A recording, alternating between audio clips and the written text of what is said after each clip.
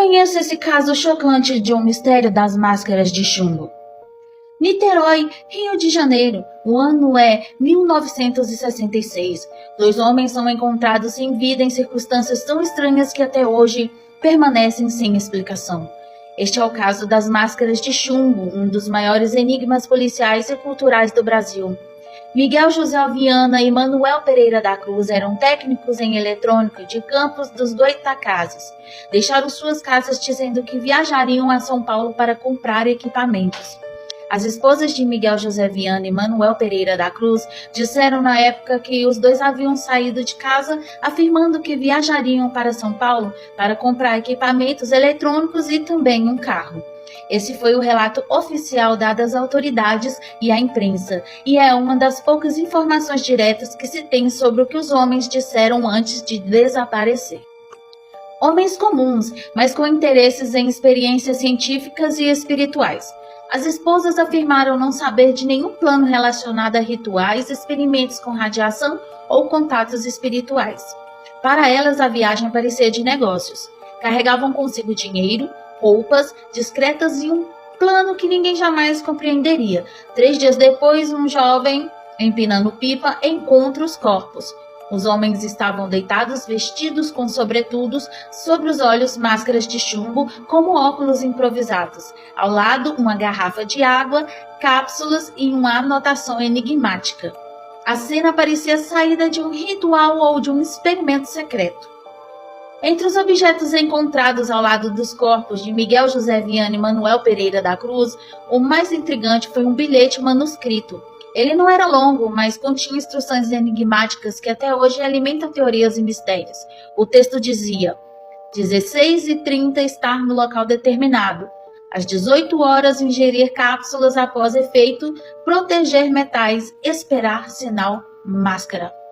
O que foi entendido na época é que o horário marcado poderia ser que o bilhete sugerisse uma programação precisa, como se os homens seguissem um ritual ou experimento. As cápsulas indicam ingestão de alguma substância possível, DROGAS ou remédios. Proteger metais poderia se referir a máscaras de chumbo usadas para proteger os olhos de radiação ou luz intensa. Esperar sinal sugere que aguardavam algum fenômeno externo, talvez espiritual, científico ou até ufológico. E máscara, a ordem final reforça o uso das máscaras de chumbo que permanecem como o maior símbolo do mistério. O bilhete é considerado a chave do enigma, mas também a prova de que os homens estavam envolvidos em algo planejado e consciente. Para alguns é um manual ritualístico, para outros uma instrução técnica ligada a experimentos eletrônicos ou radiação. Há ainda quem veja neles uma mensagem codificada impossível de decifrar sem conhecer o contexto real. O caso ganha repercussão nacional e internacional na época. Jornalistas e os ufólogos e curiosos visitam o Morro do Vintém, e teorias se multiplicam, mas nenhuma resposta definitiva surge. O silêncio das máscaras de chumbo continuava a ser desafiador à lógica. O morro guarda em seu ventre uma história que jamais será contada por eles. O caso das máscaras de chumbo permanece como um mistério insolúvel. Inspira livros, reportagens e documentários. Mistura ciência, espiritualidade e suspense. É lembrado como um dos episódios mais enigmáticos da história brasileira. Até hoje, o caso das máscaras de chumbo continua sem solução oficial. A causa da morte dos 2 homens nunca foi determinada e permanece como um dos maiores mistérios policiais do Brasil. Nenhuma investigação posterior conseguiu esclarecer o que realmente aconteceu no Morro do Vintém em 1966. Causa da morte, na época, oficialmente desconhecida, não foram encontrados sinais de violência, armas ou ferimentos. Investigação nunca houve conclusão definitiva. A polícia encerrou o caso sem respostas concretas. A autópsia não revelou elementos suficientes para determinar se houve intoxicação, overdose ou outro fator. Documentos e objetos, o bilhete enigmático e as máscaras de chumbo continuam sendo os principais símbolos do mistério. O caso ainda é tema de livros e podcasts e exploram teorias científicas e espirituais. Em 2025, mais de meio século depois, o episódio é lembrado como um mistério sem respostas, atraindo curiosos e pesquisadores. O Morro do Vintém tornou-se um ponto de interesse para quem busca compreender ou visitar o enigma. Mesmo assim, até hoje ninguém conseguiu decifrar o que aconteceu com esses 2 homens, encontrados assim, sem marcas, sem exame toxicológico que mostrassem que eles tenham se intoxicado, nada que mostre que eles tenham sido agredidos ou dopados ou algo que explicasse eles terem sido encontrados assim. Mas também já faz quase 30 anos e na época não teria também suficiente da tecnologia para ajudar nesse fato, mas não deixa de ser um mistério até hoje. Se você gostou, me segue, curte, compartilha a República, coloca nos seus favoritos, deixe seus comentários que é muito importante e aquele likezinho de costume para ajudar no vídeo e até a próxima curiosidade. O caso da chaleira em Cachoeirinha. Naquela noite abafada na região metropolitana de Porto Alegre, o céu parecia guardar um segredo. Entre nuvens pesadas surgiu silenciosamente um objeto metálico que pairava sobre telhados e terrenos baldios. Não era avião, tampouco balão. Sua forma lembrava uma chaleira suspensa, irradiando luzes azuladas e vermelhas que pulsavam como se respirassem. Os moradores, tomados pelo espanto, descreviam o fenômeno como impossível de ignorar. O silêncio absoluto, o calor repentino, os aparelhos elétricos falhando. Um relato mais perturbador mesmo veio de uma criança. Uma menina afirmou ter visto uma criatura de olhos grandes e corpo delgado que se aproximou e pediu água em uma chaleira. O gesto simples, quase humano, transformou o mistério em assombro. Após beber, o visitante desapareceu sem deixar rastros, como se tivesse atravessado um portal invisível. Assim nasceu o caso da chaleira de Cachoeirinha, um dos episódios mais intrigantes da ufologia gaúcha, onde o banal se converteu em extraordinário e o cotidiano foi invadido pelo cósmico. Houve relatos de calor súbito, interferências e aparelhos elétricos queimando, e o episódio ganhou essa notoriedade pelo apelido irreverente que o diferenciou de outros avistamentos de discos voadores. Ufólogos registraram depoimentos e compararam o fenômeno a casos semelhantes em Passo Fundo e Sarandi. Embora não tenha havido investigação oficial, o acontecimento circulou em revistas e encontros ufológicos como exemplos de fenômeno aéreo não identificado. A cidade suburbana tornou-se palco de mistério, interrompendo a rotina com uma visita inexplicável. O silêncio das autoridades reforçou o caráter mítico, alimentando especulações e lendas.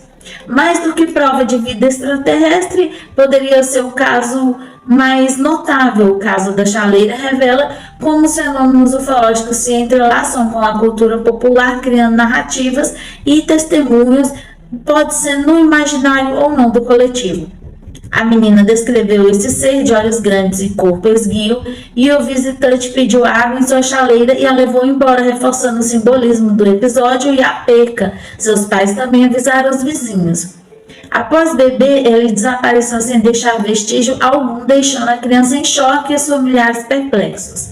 Esse relato é contado como desaparecimento súbito ou caráter enigmático, como se fosse um visitante efêmero entre mundos.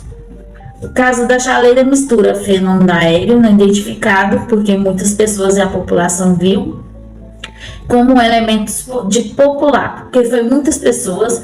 O testemunho da menina é especialmente fascinante porque traz o contato com um deles que poderiam ter vindo da nave e que perdeu um material doméstico, um item doméstico que não foi encontrado. Então, assim, depois desse acontecido ainda teve informações de que houve documentos vazados, que houve sim uma investigação e do Exército e que liberaram os documentos sobre isso porque eles foram acionados depois. Mas continua sendo muito empolgante, muito diferente e que tem uma quantidade grande de testemunhos sobre isso. Se você sabe, se você gostou, deixe um comentário. Vocês acham que poderiam mesmo ser? Vocês acham que realmente lá a menina teve um contato com o extraterrestre? Deixe seu comentário, segue, curte, compartilha, publica, coloca os favoritos, que o seu comentário, seu like é muito importante. Até o próximo vídeo ufológico.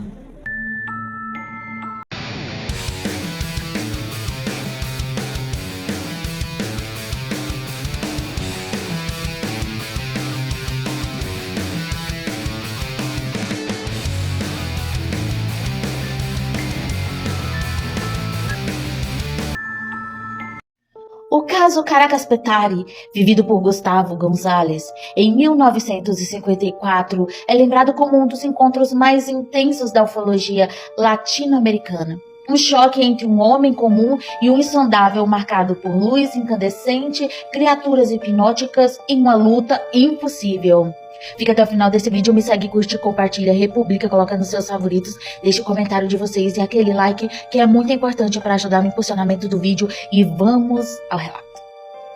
Na madrugada de 29 de novembro de 1954, em Petare, bairro de Caracas, Gustavo Gonzalez e seu ajudante José Ponce dirigiam um pequeno caminhão rumo a uma indústria de carnes.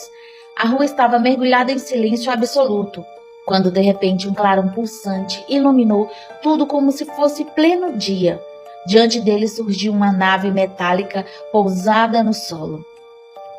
De seu interior emergiam seres de presença hipnótica, pequenos humanoides de cerca de 1 metro de altura com olhos brilhantes e força descomunal. Gonzalez, tomado pelo instinto, tentou capturar um deles, mas foi repelido com violência. O ser lançou ao chão com uma força que parecia sobrenatural, deixando nele uma marca indelével de dor e espanto. Enquanto isso, outros humanoides recolhiam sacos de carne do caminhão, como se realizassem uma operação precisa e indiferente. O tempo parecia sofrer uma suspensão, minutos tornaram-se eternidade, e os homens sentiram que estavam diante de um abismo do infinito. Gonzalez ficou ferido com arranhões e hematomas e buscou ajuda na polícia, que registrou oficialmente o caso. O episódio ganhou notoriedade internacional, sendo considerado um dos primeiros relatos documentados de confronto físico entre humanos e supostos extraterrestres. Para muitos ufólogos, o caso Petare é um testemunho vivo de que o extraordinário pode invadir o cotidiano sem aviso.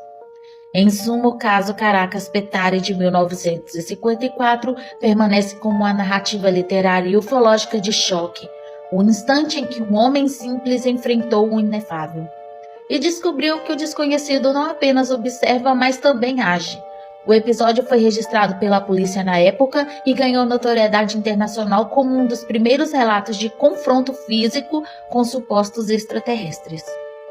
Gustavo Gonzalez e seu ajudante José Ponce foram considerados testemunhas centrais, mas depois do caso não há documentação sobre suas vidas. Diferente de outros casos ufológicos que tiveram acompanhamento oficial ou entrevistas posteriores, o de Gonzalez permaneceu como testemunho isolado. Hoje não sabemos como ele está. O silêncio em torno de sua vida após 1954 reforça o caráter mítico do caso. Gonzalez permanece como figura simbólica da ufologia latino-americana, como um homem que enfrentou inefável e corajosamente aliens extraterrestres e depois desapareceu no anonimato. Se você sabia dessa história, desse relato ufológico, deixe aqui seu comentário, curte, compartilha e até a próxima curiosidade.